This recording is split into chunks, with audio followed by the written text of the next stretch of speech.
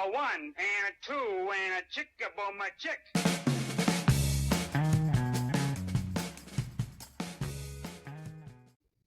On February 10th through 12th, 2026, we're hosting the Remodel Your Marriage, Life, and Business Retreat in Franklin, Tennessee. If you and your spouse run your remodeling business together, this retreat is designed for you. It's 3 days to slow down, be real, and strengthen your marriage and your life while also getting aligned on the business side. You'll leave encouraged, connected, and with a clear plan for 2026. If that sounds like something you need, check out the link in the show notes. We'd love to have you. Welcome to the Remodelers. Ooh, I got a little frog in my throat. Welcome to the Remodelers on the Rise show. See, you guys, you told me I'm steering this ship, Phil and Heather, and he's going to take it where he wants. Is he going to edit out that at the start? No. We're just going to keep on rolling because this is what you guys signed up for. I'm chatting with Heather and Phil Oddo.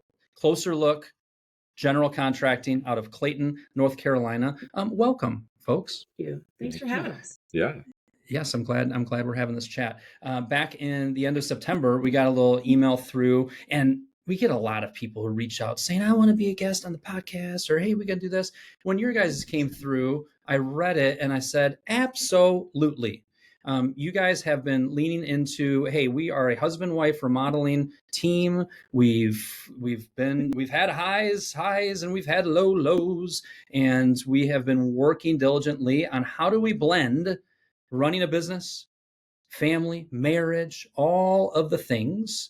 And you were mentioning that recently at the RA Summit, you guys had done kind of a breakout, and then you had done this maybe one other time. And for the Remodelers on the Rise listeners, now you get to hear a little bit of Phil and Heather's story. So thank you again for being here.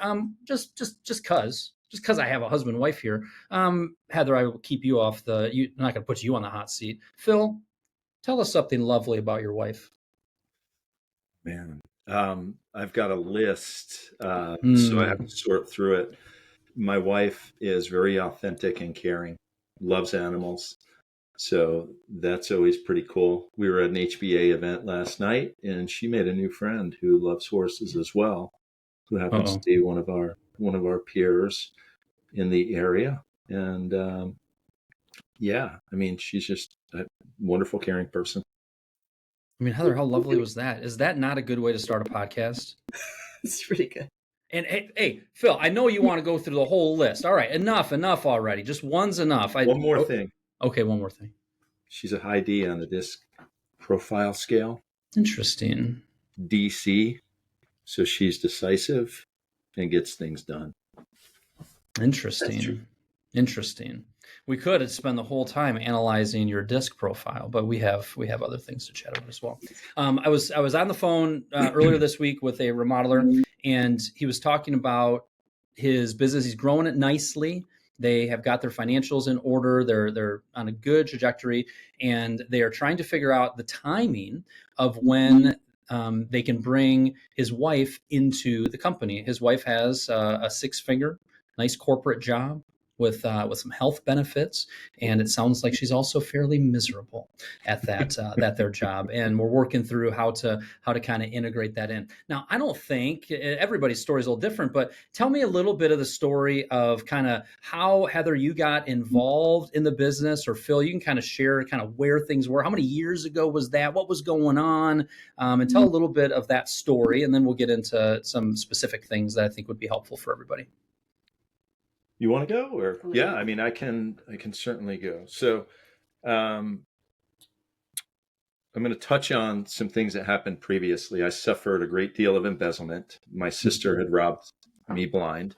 I didn't know or understand my financials at that point in the business, and I was struggling. I just didn't know what was wrong. I didn't know why we were failing, but I knew that I could succeed.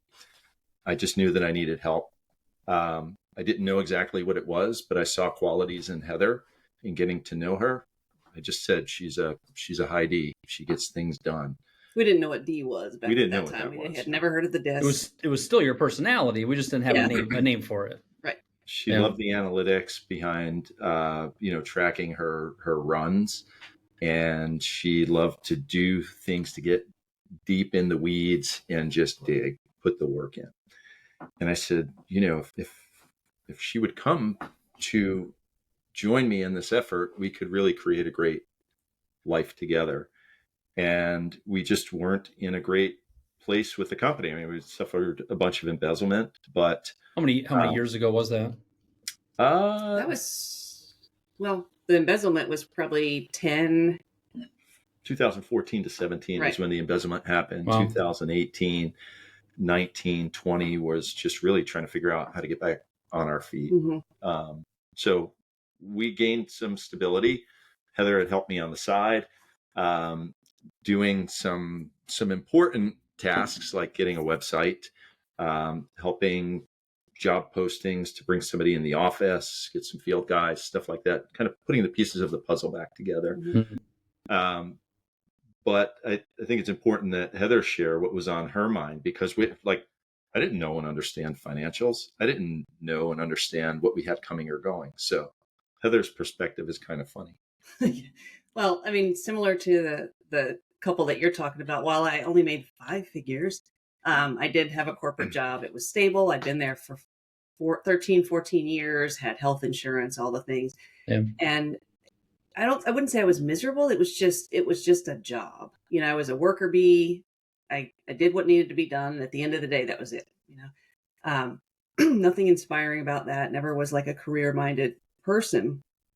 And when he first floated the idea of me coming on board, because I was there through the whole embezzlement. I mean, we had many, many, many talks about whether or not that the doors should even stay open, or that he should just shut down altogether, go to work for somebody else. So, it was a long road. And then, so by the time he asked me to come on board and I realized that he wasn't joking, I was like, I don't really know. I mean, I don't know anything about the books or financials in general for a company, but I'm pretty sure that we can't pull enough to cover my salary out of this, where there wasn't a lot of money to go around. Sure.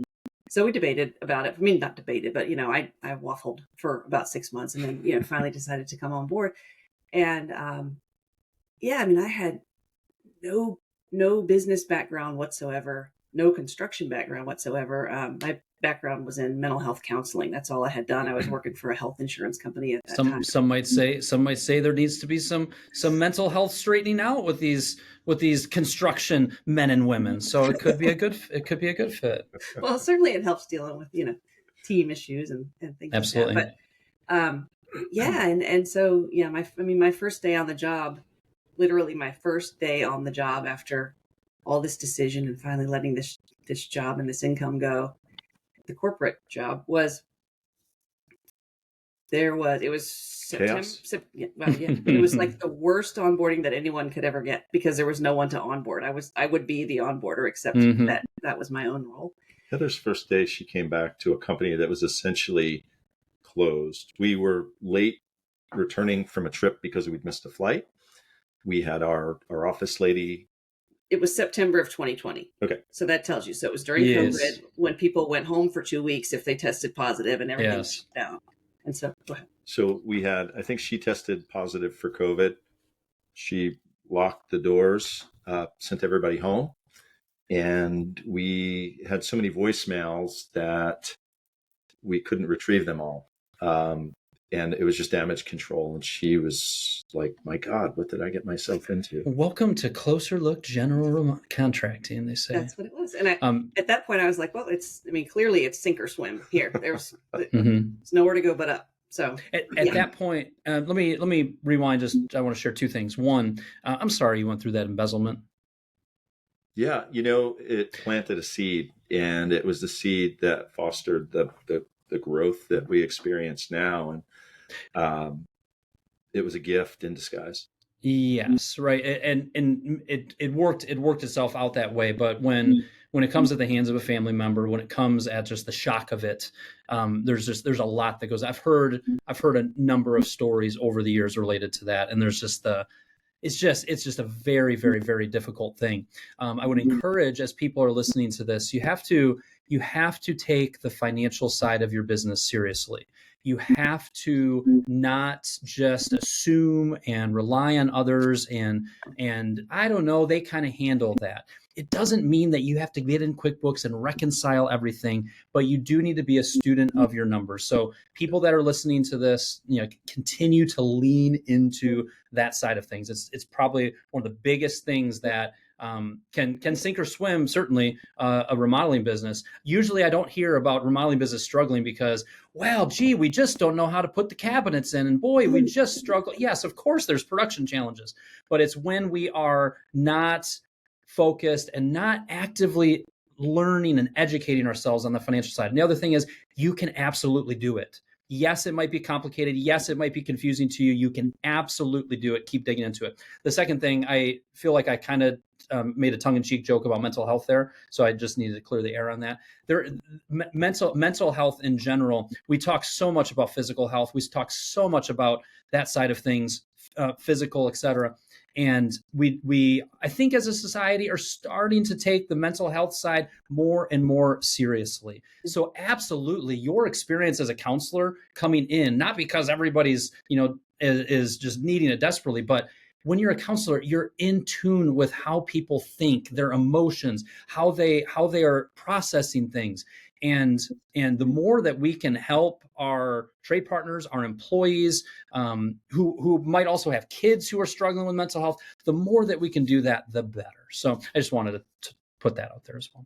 Yeah. Okay, so you walk in, chaos, phones ring in, but it's hardly even ringing. People can't even leave voicemails because the voicemail's so messed up. We've kind of started to figure out maybe some of the financial side, but you're in this chaos thing. So what do you guys do in the season that follows that? How do you start to turn this chaos into something a little bit more controlled?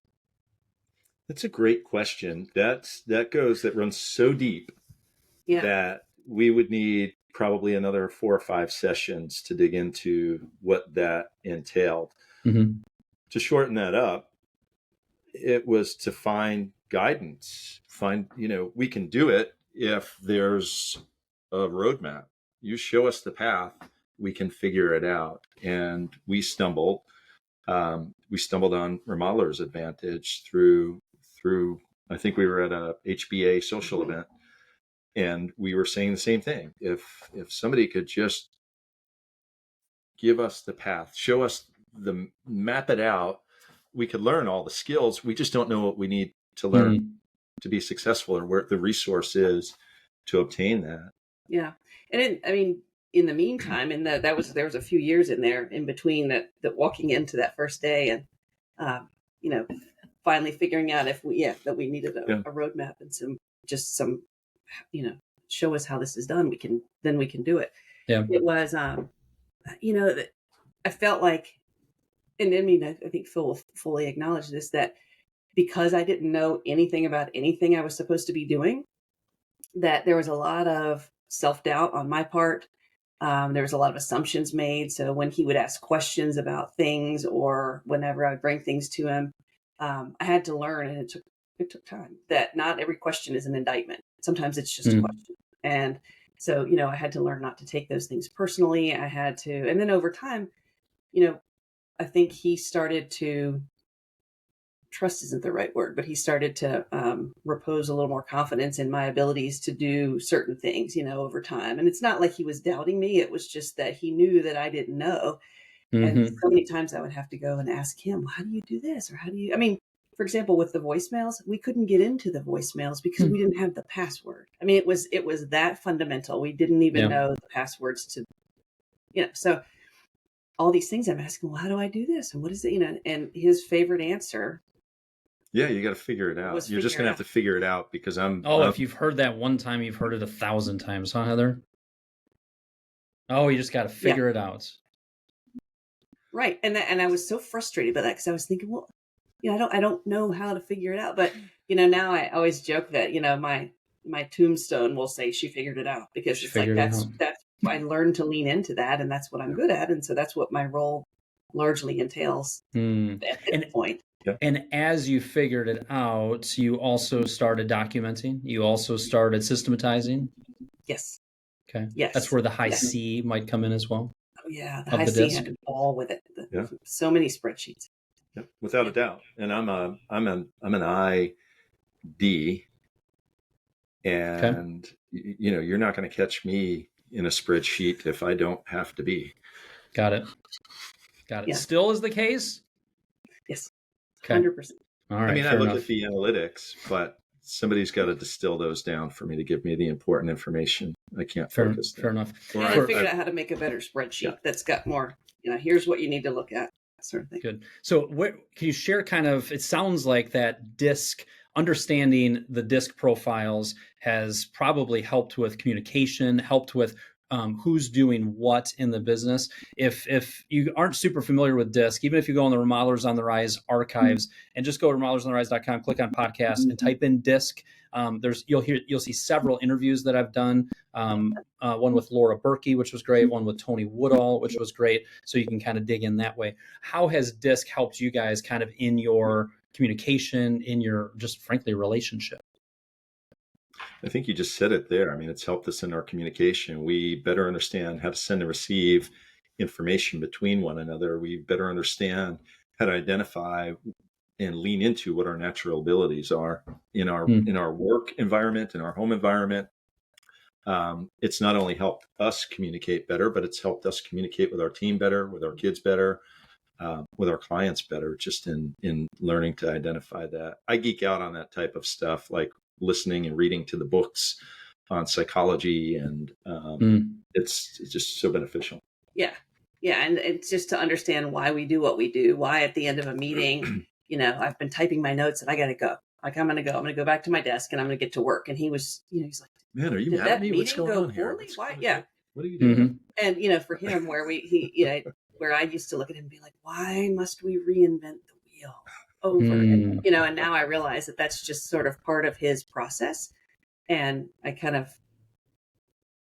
know where to intervene. Got it. And while you may not fully understand why his mind works that way, just understanding that, we're approaching things differently. There's so much power in that. I want to ask you, I kind of want to circle back in a minute on kind of some of the other main things that you guys implemented that you feel like made a major impact in forward progress. We'll set that off to the side for now.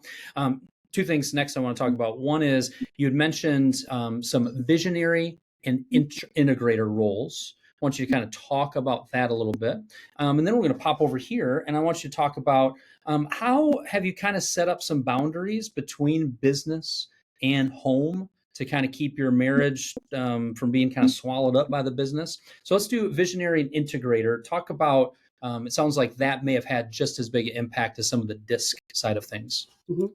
The visionary integrator discovery came first. And this was even before he asked me to join the business. Is a friend of his, when he was going through all of the embezzlement and the attempts at recovering from that, and his friend said, you got a lot of books here on your bookshelves. Friend was visiting. He said, but I don't see any business books. And he was like, why would I read a business book? And then the friend recommended Traction by Gino Wickman, which, he read that and he was like, you really probably should read this. And I read it. And then we both came back to it. And I said, it sounds like you're the visionary. And he's like, yeah, it sounds like you're the integrator. And that was neat because I like for things to have some structure. I like to be able to sort of see how the pieces all fit together.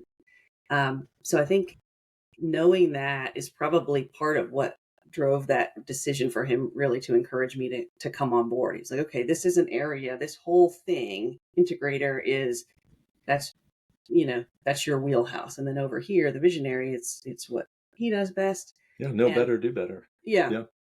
So that was kind of the beginning of that. And that has played into every determination we've made about who does what, what roles. Okay. Mm-hmm. Yep. Even as recently as our admin meeting this morning, it was like, here's an action item. Okay, I'll take it. It involves, coming up with an agenda or something versus, an item for him would be coaching somebody on our team, where it's the interpersonal kind of stuff. Got it. Phil, what would you add to that? Yeah. What'd you say? I said, Phil, what would you add to that? I think just that whole identification of integrator, visionary, it was almost, how could this be? I mean, it almost seemed like being a visionary was something that was too far out there for me to be. Like, that's something that you would see in big business. The scale is just too large. But the reality of it is that any size business, any size organization or family, there's always going to be the doers, there's going to be the dreamers, there's going to be the people that add the structure to the vision. I mean, even at home, we exercise visionary integrator. Heather does all of the deep dives. We plan a vacation, she does that. It's it's like magic almost. She gets to stay in her world and I get to stay in mine, and we come together and everybody's happy. Mm-hmm. Yeah, we know who we can lean on. Like, okay, this is going to be his department. He's going to, and it's nice. Yeah. It's really nice. I never thought that somebody could enjoy all that organization, spreadsheets. My biggest mistake in life is thinking that everybody is just like me. There's some wisdom in that for people listening to it. You're hearing reading a book like Traction that gives insight into these different roles. You're hearing understanding people's just natural personality tendencies with DISC and how that leads to more harmony in business and at home. So if you're listening to this and you don't really know anything about what we're talking about, realize that there's a lot of successful remodelers, even, let alone business people, who are also embracing the things you just mentioned, and it's had a really positive impact. And for anybody that wants to get familiar with DISC, one of the best books that I have read or listened to is People Smart in Business. I don't know if you've heard of that one, Kyle. I've heard of it. I have not read it. It's wonderful, especially for somebody that's just dipping their toe in the water, trying to understand what DISC is. Great breakdown for it. And I actually have recommended it to our team. Yeah. Okay, good. So I'm going to pull this one back that we had set off to the side. We're going to talk about the boundaries and marriage business here in a second. What are other things that has gone from that those chaos years, when you look back and say, all right, there's 1,000 little things that we could talk about, but here's some of the key things that took our business from confused and chaos to much better organized, profitable, et cetera. Talk about, so was it sales process? Was it key hires that you had? Was it upfront planning on projects? What were some of the main things, kind of the 20% of the things that led to 80% of the improvement? Can I speak on that?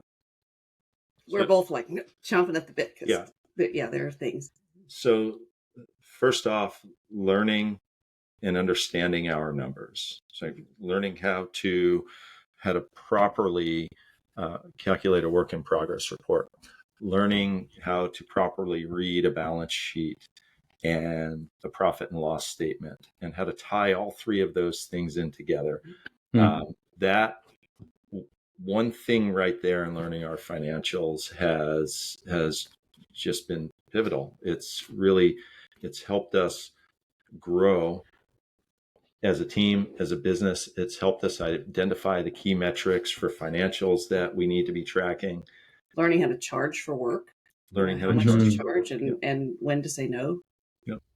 And then just the business systems and processes, if you want like a sales process or a design process, just ironing out those wrinkles right there. It's changed the game because we've got a system, a constant that we can go back to for any type of client. And if you're a fit to what Heather said about learning to say no, I mean, what a gift to be able to say no to people that don't fit. They're not a fit for what you offer, and making a referral to somebody that maybe they're a fit for, instead of having to help everybody. Heather, what's another one? Hires. The hiring the right people. The first big game changer came about 2 months after I started, and that's when we hired the person who does all of our financials now, and he's served many roles. I mean, he's been in project management, and he's one of our key people, and he's the man. Chris is the man. Chris is the man. Yeah. Chris is the capital M man. And he, just having somebody like that has made such a big difference, because then there's this, one or two areas that you can confidently turn over to somebody and know that they know what they're doing and that they're taking care of it, so that, then that's less things that we have to worry about dealing with, so that we can put out other fires and deal with, the other things, the other challenges that we were faced with at that time. And other than the man, what is his actual title? He is, he's had several titles. Right now his title is production manager, but we realized that, by the grace of God, he's still with us, but we have really, leveraged his skills, because he can do a lot of things. He really loves the accounting and the financial piece of it, and that's what we hired him to do. But he had a background of 10 or 15 or more years in project management. So, when we needed somebody to also help us with project management until we found the right fits there, he helped us with all of that. So we're actually in the process of doing a team restructuring, where we're just getting everybody into a more comfortable seat, and, where he's not as stressed and not as stretched. How many team members? That's more of a fit for his personality. He's the right seat on the bus. Yeah, getting him in the right seat on the bus, which, it goes back to some of that profiling. Where is he going to be happy? How do you stretch him? Learning intrinsic and extrinsic motivators, all of those type of things. So you smirk. You love to smirk when you talk about those things. You're like, oh, you get all giddy, like a little child. I love it. Yeah, he's just getting all fired up. How many team members do you guys have? There's 6 of us total. So including us, there's 6. So we're still pretty small, but man, sometimes I just look around when we have our full team meetings, and I just go, God, how do we do this? How do we get everybody sitting at this table is exactly what we've been looking for, and everybody has bought in, and everybody is just such a good fit for their role. I hope that they would agree, but to get there from where we were and some of the hires that we had, when you don't know what you're looking for, and people will tell you whatever they want you to hear to get hired. And when we weren't good at filtering through that stuff in the past. Right. You're part of what I like about doing a podcast and just interviewing a lot of different people is that everybody's experience, everybody's story is pretty unique. Like, you guys went from like, okay, we're figuring this out, to like bottom of the pits, to kind of digging yourself out of that. And the way that people, everybody's story is different. In the case, the thing that's similar is that the fundamental truths, the foundational principles, the systems and the processes are pretty much uniform. Even to your point of like, boy, how did we get here? I can tell you how we got here. I've been talking to you for 30 minutes. I already know. You did it by finally getting your rein on your numbers, charging appropriately. I could never charge that much. I don't care if you could never charge that much. Do you need to charge that much? Oh yeah, I do need to charge that much. What do you mean slippage? What is slippage? What do you mean? Is it just my field team? No. It's probably your estimating as well, and your field team. What do you mean we're going to charge for design and project development? We could never do that in our industry. Oh, wait, we can. And when I do that, I'm not wasting my time with tire kickers. I'm getting more work done up front, and the projects are going smoother. Phil, you're talking systems and processes, little things, change order process, pre-construction. You're talking about key hires. We didn't even know how to interview, and then we practiced it. We honed it in. All of these little best practices. Yeah, I mean, it's like magic. It is, and it's so cool to hear everybody, because like you said, everybody's has some of those commonalities, and everybody's at a different stage. When you talk to different companies, but to see those similarities and be like, oh, this is what helped when we were there, and to be able to give that feedback, or to ask somebody, how do we handle this particular challenge? Because like you said, everybody's experienced it to some degree. Yes, no doubt. Let me take a quick minute to tell you more about something that could make a huge difference for you and your spouse next year. My wife, Sarah, and I are hosting the Remodel Your Marriage, Life, and Business Retreat. It's down in Franklin, Tennessee on February 10th through 12th, 2026. Running a business is incredibly challenging and difficult. It adds a lot of pressure, a lot of stress, and sometimes some misalignment between you and your spouse. This retreat is all about spending intentional time uncovering what's working in your relationship, what you want to improve, and how to build a stronger life together. We did this in the fall of 2024, and it was fantastic. Here in February 2026, you'll hear from other remodeling companies and couples, gain clarity, and leave with a very clear and customized for you plan for 2026. One that, yes, supports your life and supports your business, but most importantly, your marriage. And we'll make sure that you have plenty of fun and time to enjoy everything that beautiful Franklin, Tennessee has to offer. If this is tugging at you even a little, head over to the link in the show notes and get all of the details. All right, let's get back to the show. So talk to me about, let's go back to the marriage. We're married / we're running a business together / we get done with business, but it's not really ever done because I've never been, by the way, I've been in business for 17 years. I haven't found the bottom of my to-do list yet. There's always stuff to do.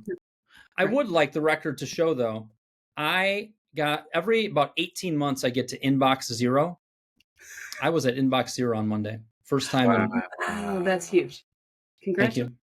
Thank you. I was watching, it was actually Sunday night. My wife works at our church and she was zonked out. The Lions game came on at 8:20. She was already in bed. The kids were already in bed. And I sat and I had YouTube TV on my computer and I would watch a series or a couple plays. I'd push pause and I would go do an email. And then I'd go back and watch it and do an email. And I did that for about 3 hours. And wouldn't you know it, I ate some frogs and got to the bottom of it. But so business never necessarily ends, but we need to set boundaries. Talk to the people about what you have learned related to this balance of business and marriage. Well, something that has sort of been in the back of my head at times over the years since I did join the business is that, we went from relationship, and I've got my career and he's got his business, and so it was just the relationship, and that's what our focus was on together. And then started working together. And that was it's a change in so many ways, not just for what your focus is on, but you're spending every day together. And we were commuting about 90 minutes each way every day. So we were in the truck together, and so the tone of your relationship just becomes very different, to go from not working together to working together. And I had felt at times like, the marriage is just this basket that holds the business. It's not, we don't put a lot into it. It just kind of hangs out and then we do the business and that's the focus of everything. And we, and once I was able to speak up and say, this is how I'm experiencing this, we both went, that's not what we want, because really the business is what moves our lives, what helps us to get where we want to go in our lives, as a couple with our family, our dreams that we have that are, over and above the company. Mm-hmm. And, so we had to learn to simple things like not talking about work. I mean, and that's so easy to say, we're not going to talk about work after 4:00. Yeah. But, if somebody's spun up or even if somebody's not talking about it, but you can tell they're still pissed off about, something that happened or trying to figure out how to respond to, a client concern or something that's going on in the team. I mean, it's still there. It's still happening. So we really had to learn to not only say, okay, this is a boundary that we're going to set, but also if somebody does want to talk about work, you have to ask and the other person can say yes or no. And sometimes it's yes, sometimes it's sure. Let's talk about that. That's a very formal, thought out approach. Well, boundaries, as Heather likes to say, are fences, not walls. It doesn't mean that you can't go on the other side of that boundary. It's just to be able to ask for permission. I think that just radical candor. I mean, approaching conversations that may be difficult in a non-threatening type of manner. Help me understand what it is that we're doing here. How are you feeling? Doing a check-in. All of that type of stuff. Emotions can get in the way sometimes, especially when you're doing something that you're so passionate about with somebody that you truly love and care about. And to be able to identify that and present that to the other person and have the conversation, I'm doing this in our best interest. Those type of conversations, that radical candor, it needs to take place if it's going to be success. Yeah. Good. Go ahead, please, Heather. I was just going to say another important thing is that we really had to learn to celebrate the wins. It's really easy to be in crisis mode and to feel there's so much on like you said, the to-do list never ends. Certainly, a few years back, there was a lot of problems, a lot of things that we were dealing with. And it was, you get so focused on those things, but, to take the time out and celebrate the wins. Hey, we sold this job. Hey, we got a good Google review. Hey, we have somebody who we hired 6 months ago and look how well they're doing. Those little things. And Phil's answer to that was always, yeah, but yeah, exactly. Yeah, but we got to keep driving, but there is no room for, but we've got to look at the wins and take the wins for what they are and accept that redirect, focus our attention on it, and then be able to shift gears and focus on the other things that are important that would otherwise be in that. Yeah, but we can celebrate and keep our eye on the ball. So I think there's good things to think for everybody listening to this, for myself included, to think about there, where, part of success in business is because we are pushing forward. We are fixing the next thing. We are, finding the next problem.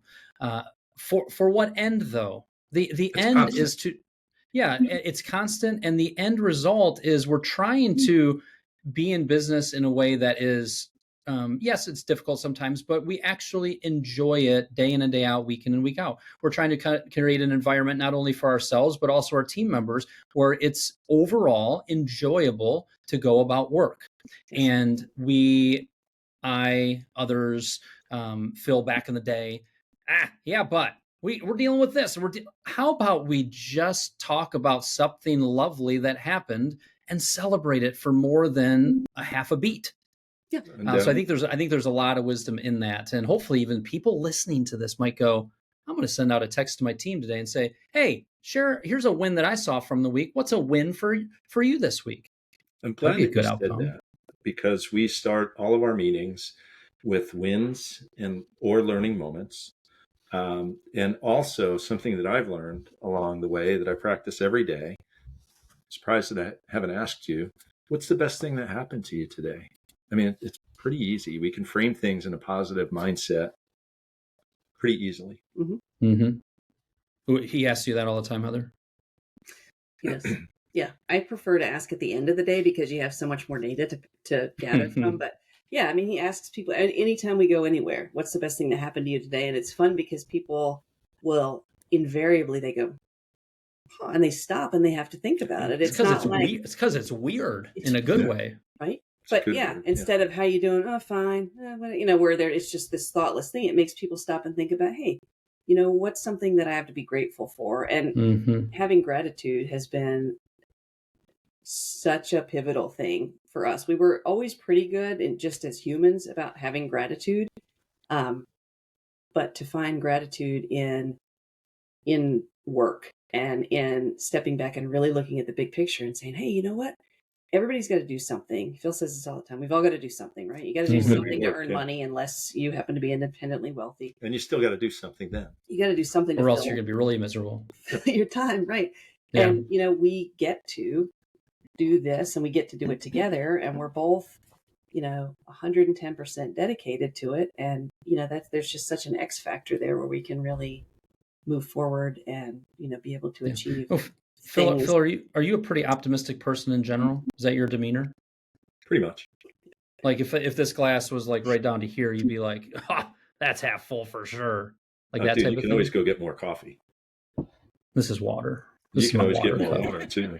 We're not in the desert. We're in a world of abundance, especially where we are. The visionary sees possibilities. Yeah. Sees possibilities. There's certain people listening to the last minute and a half and kind of tuned out or went, gratitude. What's the next thing you're going to have me do? Start my day or end my day by writing down 3 things I'm grateful for? Yeah. And especially if the last 2 minutes you rolled your eyes at it and you're like, that's so hokey.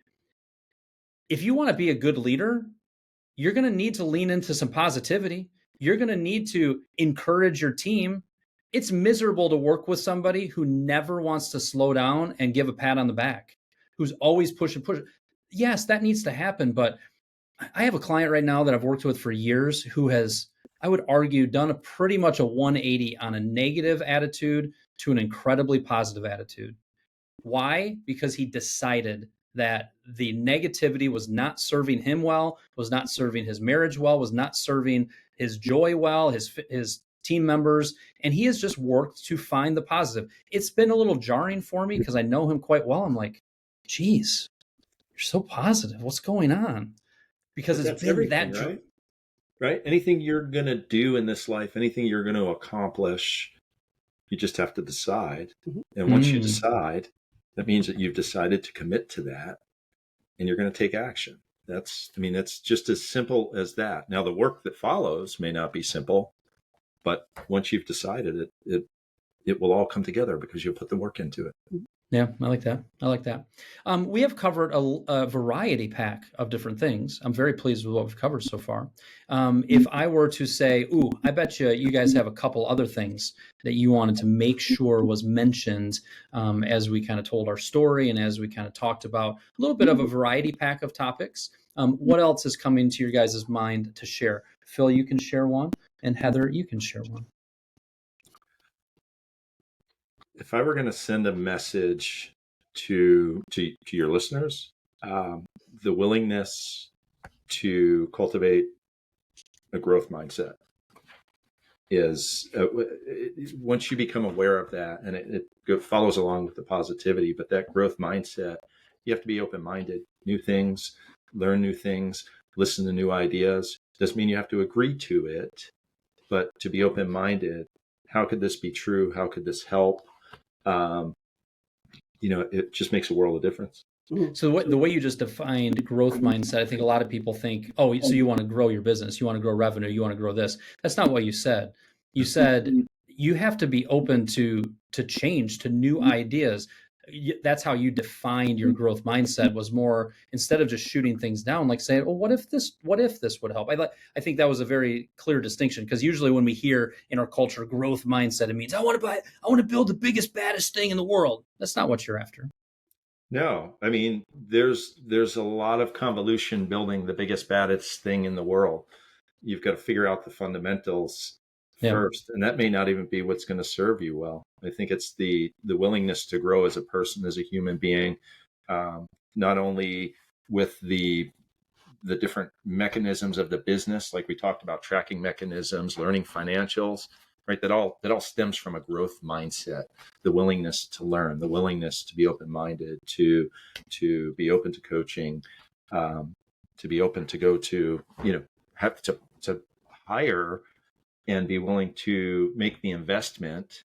Yeah. Investment is a key word in a coach. I think that's fundamental in achieving your goals, whether you're a married couple in business or whether you're just somebody that's out there on your own trying to duke this thing out and figure things out and make your dreams come true. That's good. And Heather, what's another thing that came to your mind as we kind of round this out? Yeah. We kind of chuckled about, is Phil the eternal optimist? Does he see the glass is half full, the mug is half full? But I think, for me, I would say that, you always get to decide on your perspective. And I think we don't always see it that way. We say, it's so common to focus on what's negative and forget about the positives and all that kind of thing. But everywhere is an opportunity. And, when Phil tells the story about the embezzlement, I can 1000% guarantee that we would not be sitting here talking to you, and this business might not even still be running, or it certainly wouldn't look the way it does today, had it not been for this massive setback that he experienced, with the embezzlement. And, we wouldn't have the ability to communicate and understand each other the way we do today if it hadn't been for, me coming on board and us, having to just kind of duke things out and struggle and not understand each other, and then being forced to look for guidance and a roadmap that led us down this path of learning about ourselves and learning about how to interpret each other's behavior and reason. It's like there's all these things that make you feel super uncomfortable, and you just want to skip right over them and get to the next good phase of life. But and I've learned this many, many times over in my life, is that's what that curvy path of life is what brings so much joy. In your 29 years of life, you've already learned all that stuff. Yeah, right. It's not even that long. Oh. Yeah, I mean it's remarkable. There's no comfort in growth. No. There's you just have to. You've got to accept. You have to be willing to be uncomfortable, and as soon as you can accept that, there's just so much potential that's born. Yeah. You can be in business, and you can kind of just go about tinkering, and you can make incremental improvements and hopefully continue to stay in business and make little improvements. And you look up 20 years later and you're like, okay, I run a business. This is good. You can also speed that up a bit, not out of I just want to grow and make more money, which yes, that should be part of the mix. And the goal is for all of the blood, sweat, and tears that you pour into your business, you should have a financial reward at the end of it. But the speed at which you can make growth mindsets, the speed at which you can implement improvements, the speed at which you can learn to be a good leader, it allows you to speed up the improvement and to build something that you can be really proud of, that can support a lot of people, and that can give you a really healthy, compensation for you and your family. Phil, you mentioned earlier, like the business is a vehicle for our life. I liked how you said that, of going, make sure this business isn't our life. I heard a lot of you guys working to protect that. But yeah, a business can be a wonderful vehicle to allow you to live a wonderful lifestyle, or to be generous with your dollars, or to be generous with others, all kinds of things. What the theme that I heard out of all this is that optimism thing kept popping up, which was very good and interesting. The self-awareness and the understanding of each other was a huge aspect of it. And then this little new definition spin on growth mindset, which means we are always looking to improve. An improvement mindset is another way of saying it. Yeah. Those are some of the themes I heard. And we started off, Phil, with you sharing a lovely compliment to your wife. And yeah, I'm putting you on the spot. Heather, you thought you were off the spot. What's something lovely you want to share about your husband? I mean, he is just his energy and his positivity and his genuine interest in other people. I mean, he will talk to a fence post, and because he truly is interested in other people. He wants to learn about them. And when we've met so many interesting people just because he'll start a conversation. So, I mean, that's one of the things that I absolutely love about him. But that's his high I, by the way. Yeah, I know that. It just doesn't really count. So I'll give you one that counts. And I was thinking about this just that absolutely counts, by the way. Yeah. Well, good. Well, then you get two, because an hour or two before we came into this meeting, I'm signing checks. And I was like, I said, it's amazing to me that this man, after everything that he's been through and being betrayed by somebody who he trusted implicitly, that he had known for literally his entire existence, and going through all of that he reposes so much trust in me after everything, and that he has allowed me to come into this thing that we're doing, and that I get to have autonomy, and then we get to make decisions together, and then he trusts me, and that's an incredible. I mean, that just speaks volumes about who he is. But I think it's also important that you lay out that we have trust and verify processes that are in place as well. Okay, Phil, just take the compliment. You got two lovely compliments. No, I think that they're but you are. We shouldn't forget that we are on the same page. We're aiming for the same goals. We're in alignment. We're on the same journey. Yeah. And another thing you kind of said there, Heather, was just the perseverance of going, all right, I got kicked in the teeth, and it was about as bad as it gets, and to continue on. And I think that's where that positivity plays a big factor. The other word that you mentioned of being genuine. I think some people, it just naturally occurs, and it's just kind of a key part of the personality. But there's a couple of things that were mentioned here. But the being genuine, continuing, for everybody listening, is continue to be authentic to yourself. Be genuine to yourself. Strike up conversations. There is richness in life by being brave and inviting somebody over for dinner that you kind of know that you want to get to know better. As much as my wife, also, I'm a high I, if you haven't figured that out. So Phil and I are kindred spirits here. Is my wife Heather, sometimes you find the whole striking conversation up to random strangers obnoxious, like my wife does. But for the most part, she does also admit, it's kind of nice to have you around to take care of all of that. It really is. Yes, Yeah. yes. If I run out of things to say, I just go. And then he's on it. Cool. Yeah. That was go ahead, please, Phil. There's one thing that I think is just so important for people to understand, right? It's knowing yourself well enough to lay out what is this vehicle, this business, as we work together, what is it here for? Because you can grow and develop a $20 million a year, $30 million a year remodeling business, but is that really what you want out of life? When you get people that are in different coaching organizations, the thought process for a lot of people is build it bigger, build it better. We don't have a large company, but we've got some amazing autonomy to be able to overland out west, a couple times a year, 2-3 times a year, and tally out, 10, 11, 12 weeks away from the office with, conferences, vacations, different things scattered in. That's wealth for us. That may not be wealth for people that are chasing the dollar, but freedom looks different for everybody. So I think that's an important message as you kind of get into the intrinsics with people. Yeah. And as we're kind of nearing, I don't know when this will get published. We're actually a few weeks ahead. So hopefully it probably will still be in 2025. But as you're listening to this, there's a good likelihood that we're kind of around that new year type thing. And while, we can exhaust ourselves by constantly setting goals, it's also really good to cast a little bit of a vision of, how is the business supporting our lives right now? What do we want this to look like? And when you push people on it of like, hey, would you like to take Friday afternoons off? Well, yeah, that would actually be really nice because it would it would almost make Fridays feel like Saturdays sometimes. One of the best joys in life is for it to be a Saturday and you think it's a Friday, or for it to be a Saturday, you think it's Sunday. You think you have to go back, or it's only Saturday. Sometimes if you take a half day off on Friday, that happens.